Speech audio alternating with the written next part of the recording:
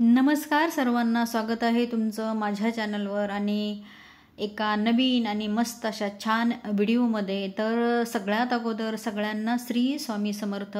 आणि काल झालेली आहे दत्त जयंती, तर मी रात्री दत्त जयंतीनिमित्त मी मंदिरात गेली होती दत्ताच्या। तर बघा, तुम्हाला मूर्तीचं छान आणि स्पष्ट असं तुम्हाला दर्शन होत आहे, पुढेही तुम्हाला त्याचं दर्शन होईल।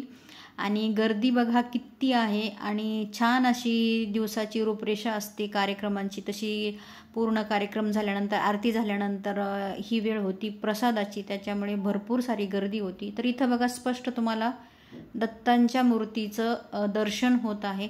आणि बघा किती छान सजवलेलं आहे।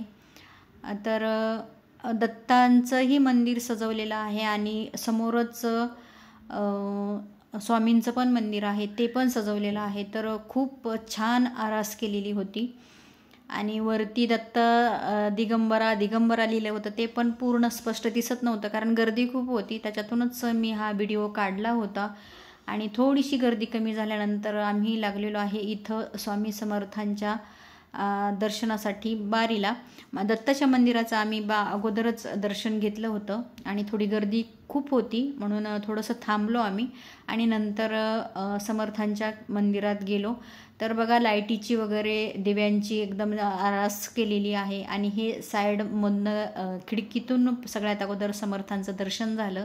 आणि हे जे आहे त्यांचं मुख्य दाराला त्यांनी एकदम छान असं सजवलं होतं, एक आरास केली होती। खरी फुलं आहेत, ही खऱ्या फुलांची आरास होती आणि खूप छान आणि सुंदर वाटत होतं। आणि समर्थांची जी प्रतिमा होती किंवा त्यांची जी मूर्ती होती, त्यालाही इतकं छान सजवलं होतं आणि इतकं सुंदर आणि छान असं आतमध्ये पण वाटत होतं।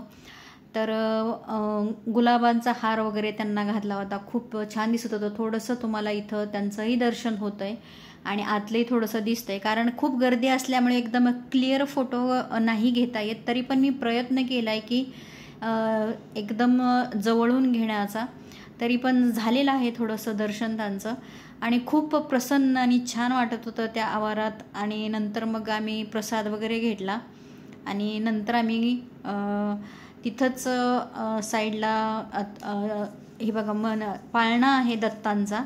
आणि नंतर येताना मग हे मी स्वामींसाठी फेटा आणि चौरंग घेतलेला आहे। तर माळा, चौरंग किंवा फेटे हे असं खूप काहीतरी तिकडे म्हणजे भरपूर सारं विकायला होतं, पण मी त्याच्यातलं हे 2 वस्तू घेतल्या। मी तिथं दाखवू नाही शकली, गर्दी होती, त्याच्यामुळे मी ते काही शूट केलं नाही।